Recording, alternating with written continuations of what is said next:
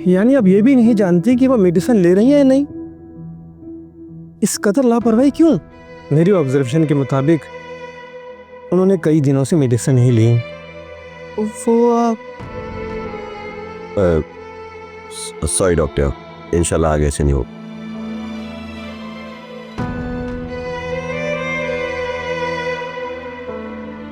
क्या करते हो यार तुम लोग?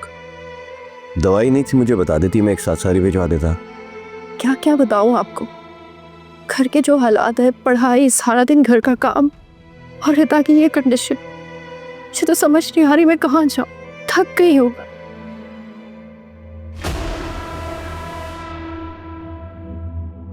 चलो इस तरह की बातें ना करो, इंशाल्लाह सब ठीक हो जाएगा। थैंक यू, आपने इस मुश्किल वक्त में मेरा बहुत साथ दिया है।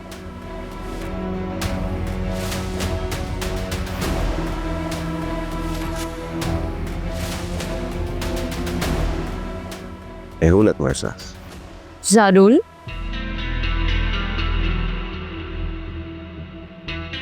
भाभी, रिता को होश आ गया, तुम अब जा सकते हो यहाँ से।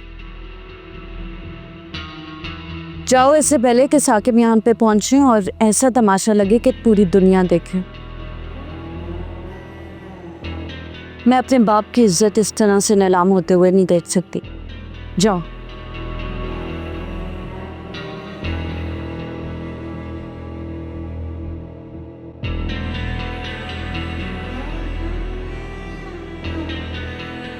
राशिद, जाके डिस्चार्ज स्लिप बनवाओ। अब हम लोग यहाँ नहीं रहेंगे। नहीं रहता, अभी अंडर ऑब्जर्वेशन है, हम घर नहीं जा सकते। अच्छा, ताकि तुम्हें तुम्हारे आशिक से मिलने के मजीद मौके मिल जाए। इल्ज़ाम लगा रही है मुझ पर? लगा सकती हूँ, खुद देखा मैंने। ये हॉस्पिटल है, कमरा इंसाफ नहीं है। झगड़ा करना है, जो भी फैसला करना है घर जाकर करना ना। जब तक रिता का इलाज हो रहा है हम घर तो नहीं जा सकते। इलाज तो मैं तुम्हारा करती हूँ घर जाके, और उसका भी।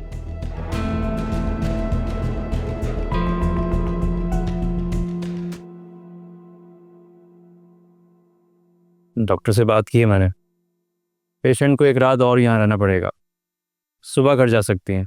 ताकि एक और रात का रेंट हम लोग भरें। ठगने की कोशिश कर रहे हैं हमें। मैं खुद बात करती हूँ जाके। अरे रुके रुके, पूरी बात तो सुन लें। डॉक्टर से बात कर ली है मैंने, उसने इजाज़त दे दी है। रिजा तुम जाओ और जाकर रिता को लेकर आओ।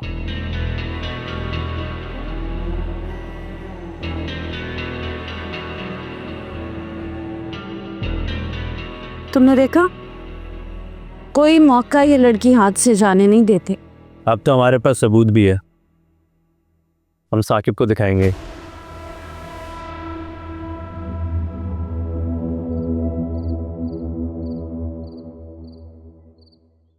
तुम अगर मुझे सच बताते ना तो मैं रानी को समझा देती। तुमने मुझसे छुपाया क्यों?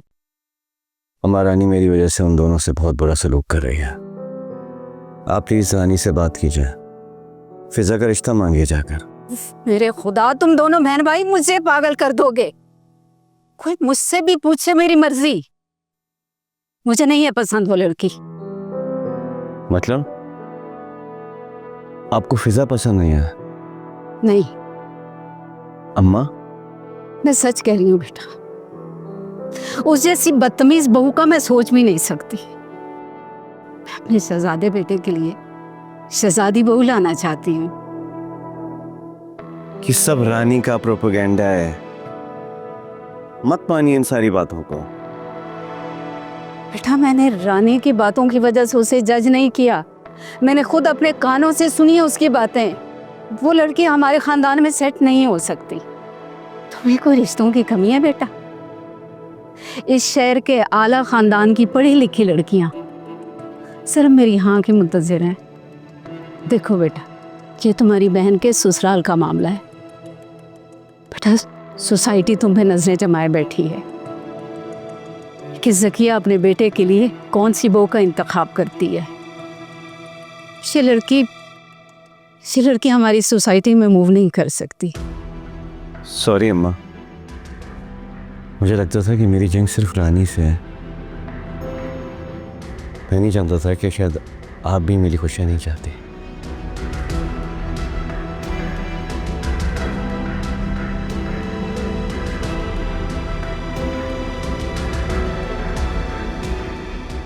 आज इन लड़कियों की वजह से जो मुझे शर्मिंदगी उठानी पड़ी है अपने पेरेंट्स के सामने, मैं अपना सर नहीं उठा सकती साकिब। ये बड़ी वाली बीमारी का बहाना बना के हॉस्पिटल पहुंच गई और ये छोटी वाली जबरदस्ती जारून के गले पड़ के इश्क लड़ाना चाह रही थी। भाभी के भाई के साथ कौन करते हैं ऐसे? और राशिद गवाह है, वो वहां मेरे साथ था, पूछ लीजिएगा आप उससे। भाई ये झूठ बोल रही है। तमीज है तुम्हें? किससे बात कर रही हो?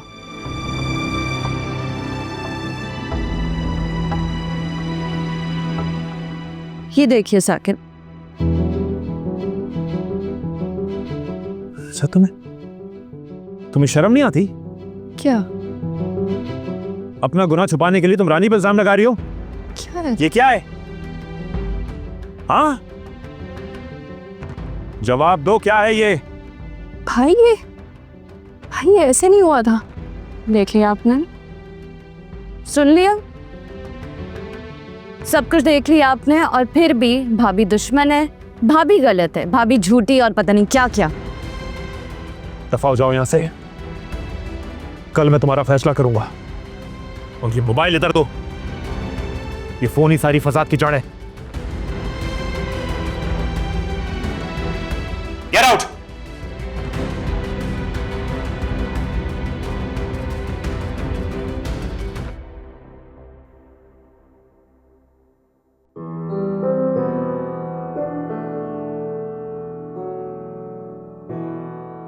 रानी ने सबको अपने साथ मिला लिया है, यहां तक कि अम्मा को भी।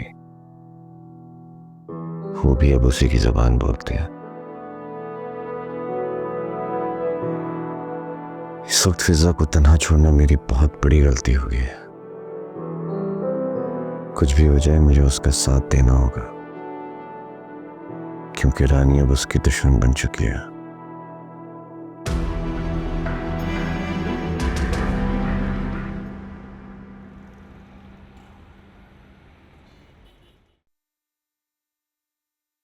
अरे मैंने तुम्हें मना किया है, मैं कोई बच्चा थोड़ी हूँ यार।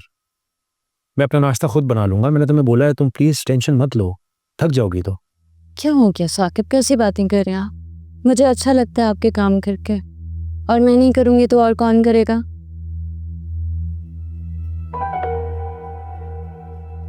वैसे भी रात भर आप जागते रहे हैं, कुछ खाया भी नहीं आपने। एक ही रात में देखें कैसे नढाल हो गए। सही से नाश्ता करें आप। ऐसी हालत तो आपकी अपनी अम्मी की डेथ के वक्त भी नहीं हुई थी। प्लीज नाश्ता सही से करें। रानी मैं रात को सोच रहा था कि अम्मी ने मुझ पे बहुत बड़ी जिम्मेदारी डाल दी है, और खुद इतना जल्दी इस दुनिया से चली गई। मुझे समझ नहीं आता मैं क्या करूं। कभी कभी लगता है मैं शायद जिंदा भी रहूंगा कि नहीं। अल्लाह ना करे, कैसी बातें कर रहे हैं आप? मेरी उम्र भी आपको लग जाए। मेरे होते हुए आपको इस तरह से मायूस नहीं होना चाहिए। रानी मुझे एक बात बताओ, तुम्हारी फैमिली मेरे बारे में क्या सोचती है? मैं अक्सर ये बात सोच सोच के पागल हो रहा होता। मेरी फैमिली आपसे बहुत मोहब्बत करती है, आपकी इज्जत करती है,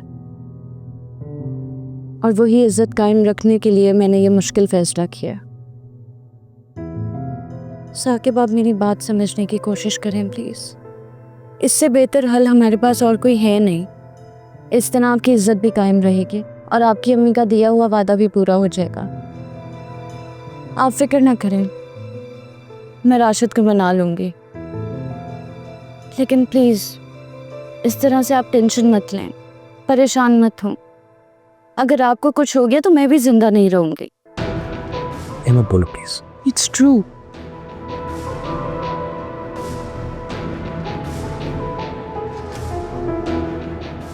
thank you so much Rani, तुमने हमेशा मेरा साथ दिया है। पैसे हो या अखलाकी मदद, हमेशा मेरा सहारा बनी हो तो। I am very lucky to have you in my life. सही से ब्रेकफास्ट करें प्लीज़।